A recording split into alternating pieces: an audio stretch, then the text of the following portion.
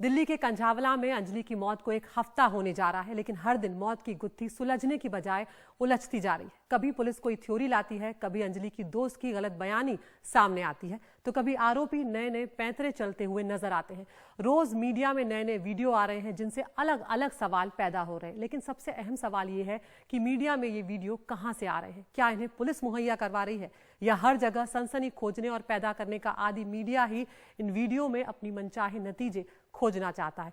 अब जो नई जानकारियां आई हैं उनके मुताबिक आपको दिखाते हैं कि 31 दिसंबर की रात होटल जाने से पहले एक लड़का अंजलि और निधि को अंजलि के घर छोड़ने आया था।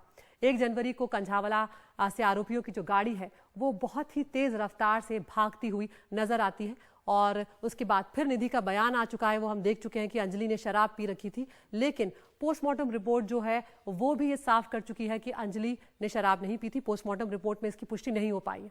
फिर पता चलता है कि आरोपी पुलिस वालों को झांसा दे रहे थे। जिस हादसे के समय का ड्राइवर बताया जा रहा था, वो दीपक नाम का जो शख्स है वो तो अपने घर पर था उस वक्त। तो इस तरह के कई सवाल हैं, लेकिन ये एक युवती की मौत का मामला है जिसके जिस्म पर चोट के 40 निशान थे, और इस 13 किलोमीटर के रास्ते में पुलिस अपनी कई गश्ती गाड़ियों के बावजूद, कई कॉल के बावजूद आरोपियों तक वक्त पर नहीं पहुंच पाई। बहरहाल हम एक एक वीडियो से समझने की कोशिश करेंगे कि किस तरह चल रही है ये पूरी जांच और कैसे मिलेगा अंजलि को इंसाफ। एक जो सीसीटीवी फुटेज आज सामने आया है जिसमें घटना से पहले निधि अपनी दोस्त अंजलि के साथ उसके घर कर्ण विहार स्थित जो उसका घर है वहां पर जाती हुई नजर आती है। आप देख रहे हैं एक लड़का है, एक दोस्त है इनका जो उन्हें छोड़ने आ रहा है। ये जो पिंक कलर की जैकेट में है ये अंजलि है, और ये जो रेड कलर की जैकेट में नजर आ रही है ये इनकी दोस्त निधि है। अंजलि इस वक्त गाड़ी चला रही है। उसके बाद जब दोस्त छोड़कर चला जाता है उसके कुछ देर के बाद निधि और अंजलि अपने घर से निकल रही हैं नए साल का जश्न मनाने के लिए, और इस वक्त आप देख सकते हैं कि स्कूटी जो है वो अंजलि चलाती हुई नजर आ रही है, और यहीं से दोनों 31 की ये रात है उस साल जश्न मनाने के लिए होटल के लिए निकल जाती हैं। सीसीटीवी में अंजलि और निधि दोनों स्कूटी पर जाती हुई साफ तौर पर नजर आ रही हैं। और ये आप एक बार फिर से आपको दिखा रहे हैं कि किस तरह से ये जो दोस्त है वो छोड़ने आया है दोनों को, जिसमें से निधि उतरकर पहले घर के अंदर चली जाती है, फिर अंजलि रुकती है, उस दोस्त से कुछ क्षणों के लिए बात करती है, और उसके बाद ये दोनों जो हैं वो आगे बढ़ जाते हैं।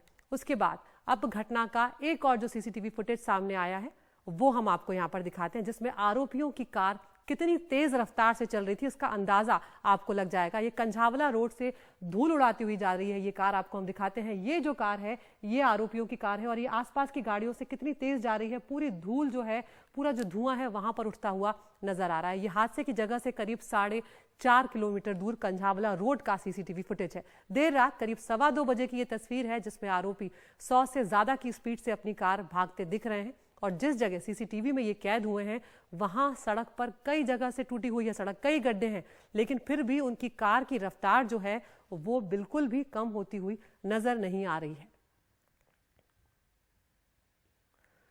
तो कंझावला केस में गिरफ्तार आरोपी पुलिस को लगातार गुमराह कर रहे हैं। इन्होंने पुलिस को इस बात का झांसा दिया कि हादसे के वक्त कार में 5 आरोपी थे, लेकिन पुलिस के मुताबिक हादसे के वक्त कार में 4 आरोपी ही थे। और ये आपको दिखा रहे हैं जो नया सामने आया है यहाँ पर किरदार जो इस स्टोरी में, ये आशुतोष है जो कार का मालिक है, जो कार में नहीं था उस वक्त। दीपक जो एक नाम सामने आ रहा है वो दूसरे आरोपियों ने उसे घर से बुलाया था जबकि दीपक कार में नहीं था, और ये कबूल करने को कहा था कि कार वो चला रहा है। ऐसा इसलिए किया गया क्योंकि हादसे के वक्त कार चला रहे आरोपी अमित के पास ड्राइविंग लाइसेंस नहीं था।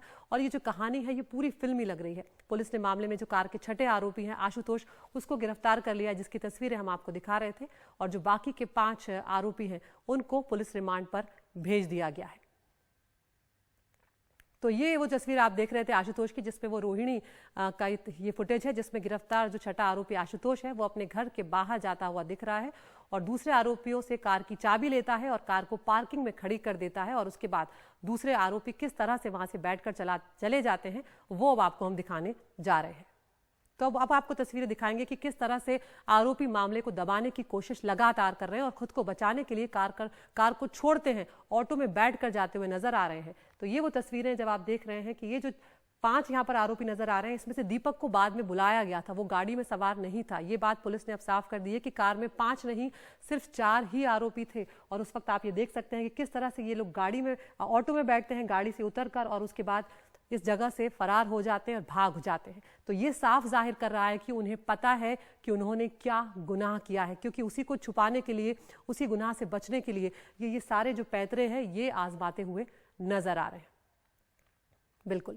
और अब वो तस्वीरें कि कैसे जो ये दोस्त हैं होटल के बाहर अपनी, अब आपको वो तस्वीर हम यहाँ पर दिखाने जा रहे हैं जिसमें इससे पहले क्या हुआ, जब ये ऑटो में बैठकर जा रहे हैं उससे पहले क्या होता है। उससे पहले ये जो और आरोपी हैं ये गाड़ी से निकल कर आते हैं, गाड़ी से लेकर आए हैं, गाड़ी से उतरते हुए आपको नजर आ जाएंगे। और इसमें से एक शख्स जो यहाँ से उतर रहा है, आप देख सकते हैं, ये आगे बढ़कर कार में झुककर देखता है कि कहीं कुछ हुआ तो नहीं है। इससे ये साफ पता लग रहा है कि इन्हें अंदाजा हो चुका था कि इनकी कार के नीचे कुछ है। और यही बात पुलिस ने भी अपनी प्रेस कॉन्फ्रेंस में कही थी कि करीब 2.5 से 3 किलोमीटर के बाद उन्हें जो अंजलि है उसका हाथ दिख गया था जो गाड़ी में घसीट रहा था, लेकिन उसके बावजूद उन्होंने गाड़ी नहीं रोकी और वो अंजलि के शरीर को, अंजलि के शव को घसीटते हुए चले गए, जिसके चलते उसके शरीर पर इतने जख्म हुए, इतनी चोटें आई कि अंजलि की जान नहीं बच पाई। तो ये वो तस्वीरें हैं जब आरोपी जो है अपनी गाड़ी से छोड़कर गाड़ी को छोड़ देते हैं, एक दूसरे आरोपी को, अपने साथी को मदद करने के लिए बुलाते हैं। दीपक, उसको कहते हैं कि तुम गाड़ी के ड्राइवर बन जाना, और आशुतोष जो है जो गाड़ी का मालिक है उसे भी यहाँ पर